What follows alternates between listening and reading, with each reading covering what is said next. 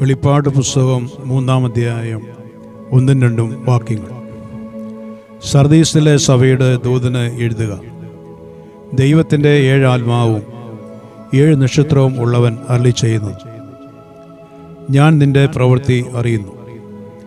ജീവനുള്ളവൻ എന്ന് നിനക്ക് പേരുണ്ടെങ്കിലും നീ മരിച്ചവനാവും. ഉണർന്നുകൊള്ളുക, ചാവാറായ ശേഷിപ്പുകളെ ശക്തീകരിക്കുക. ഞാൻ നിന്റെ പ്രവൃത്തി എൻ്റെ ദൈവത്തിൻ്റെ സന്നിധിയിൽ പൂർണ്ണതയുള്ളതായി കണ്ടില്ല. സുവിശേഷ നിമിത്തം അപ്പോസ്തലനായ യോഹന്നാൻ പത്മോസിലേക്ക് നാടുകടത്തപ്പെട്ടു. ഭാവിയിൽ സംഭവിക്കാനുള്ള കാര്യങ്ങൾ ദൈവത്തിൻ്റെ പരിശുദ്ധാത്മാവ് തനിക്ക് വെളിപ്പെടുത്തി. അതിൽ 7 സഭകൾക്കുള്ള ദൂതിൽ അവരെ പ്രശംസിക്കുകയും കുറവുകളെ ചൂണ്ടിക്കാണിക്കുകയും ചെയ്യുന്നുണ്ട്. അതിൽ സർദീസ് സഭയ്ക്കുള്ള ദൂതിലെ സന്ദേശമാണ് നാം വായിച്ചത്. സഭകൾ ജീവൻ നഷ്ടപ്പെട്ട സ്ഥിതിയിലേക്ക് മാറുന്നത് കർത്താവിനെ ദുഃഖിപ്പിക്കുന്ന കാര്യമാണ്. ഒരു മടങ്ങിവരവ് ആവശ്യമായിരിക്കുന്നു. അമേരിക്കയിലെ ന്യൂജേഴ്സിയിലുള്ള ഒരു പാസ്റ്റർ ഞായറാഴ്ച നോട്ടീസ് ബോർഡിൽ ഇപ്രകാരം സന്ദേശം എഴുതി: ഇടവയിലെ ഒരു വിശ്വാസി മരിച്ചതിനാൽ സംസ്കാര ശുശ്രൂഷ ഇന്ന് നടത്തപ്പെടുകയാണ്. ദയവായി സഹകരിക്കുക. ശുശ്രൂഷകൾക്ക് ശേഷം മരിച്ച വ്യക്തിയെ എല്ലാവർക്കും കാണുവാൻ അവസരം ഒരുക്കുന്നതായിരിക്കും. വിശ്വാസികൾ ആലയത്തിൽ എത്തിയപ്പോൾ പുഷ്പാകൃതമായ ഒരു ശവപ്പെട്ടി ഒരുക്കിയിരിക്കുന്നത് കണ്ടു. അതിന് ചുറ്റിലുമായി ഇടവയിലെ മൂപ്പന്മാർ ഇരിക്കുന്നു. പിന്നിൽ പാസ്റ്റർ ശുശ്രൂഷയ്ക്കായി നിൽക്കുന്നു. ഗായസംഘം ശോകാതുരമായ ഗാനങ്ങൾ ആലപിക്കുന്നു. വേർപാടിൻ്റെ ദുഃഖത്തോടെയായിരുന്നു പാസ്റ്ററുടെ പ്രസംഗം.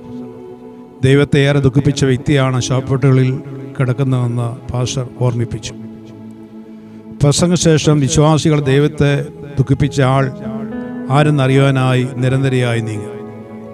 മൂപ്പന്മാർ പെട്ടിയുടെ മുകളിൽ നിന്നും പുഷ്പങ്ങൾ നീക്കിയ ശേഷം പെട്ടി തുറന്നു.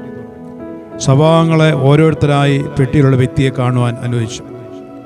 പെട്ടിയിലേക്ക് ഉറ്റുനോക്കിയ ആദ്യത്തെ ആൾ ഞെട്ടിപ്പോയി. കാരണം പെട്ടിയിൽ അയാൾ കണ്ടത് അയാളെ തന്നെയായിരുന്നു. കാരണം എന്തെന്നല്ലേ, പാസ്റ്റർ തയ്യാറാക്കിയ പെട്ടിക്കുള്ളിൽ കണ്ണാടിയല്ലാതെ മറ്റൊന്നുമില്ലായിരുന്നു. പെട്ടിയിലേക്ക് നോക്കുന്ന ആളിന് തന്നെ വ്യക്തമായി കാണത്തക്ക വിധത്തിലാണ് അത് ക്രമീകരിച്ചിരുന്നത്.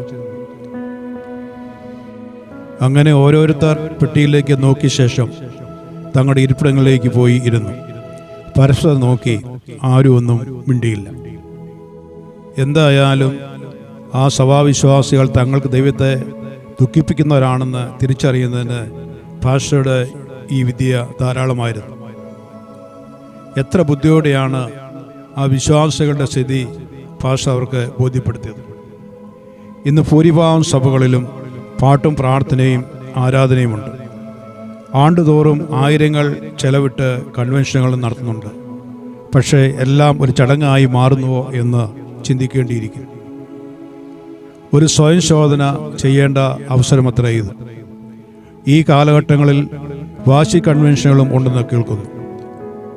സഭയ്ക്ക് സ്നേഹം നഷ്ടപ്പെട്ടിരിക്കുകയാണ്. ദ്വന്ദ്വപക്ഷക്കാരും ഭിന്നത ഉണ്ടാക്കുന്നവരും ദൈവസഭയ്ക്കും ആത്മീയ നേതൃത്വത്തിനും വിധേയപ്പെടാത്തവരും വർദ്ധിച്ചു വരുന്ന ഒരു കാലഘട്ടം അത്രേ ഇത്. ആത്മീയ നേതൃത്വത്തിനും ഇളക്കം തട്ടിയിരിക്കുന്നു. കള്ളവും ചതിയും ചെയ്തിട്ടും കുറ്റബോധമില്ലാതെ അനുതാപമില്ലാതെ കൺവെൻഷൻ വേദികളിൽ അലറുന്നവരും കുറവല്ല. സ്വയം നഷ്ടപ്പെട്ടത് തിരിച്ചറിയാതെ അല്ലെങ്കിൽ മനഃപൂർവ്വം അതിനെ അവഗണിച്ച് അഭിനയിക്കുന്ന അഭിനേതാക്കളായി പലരും മാറുന്നുണ്ട്.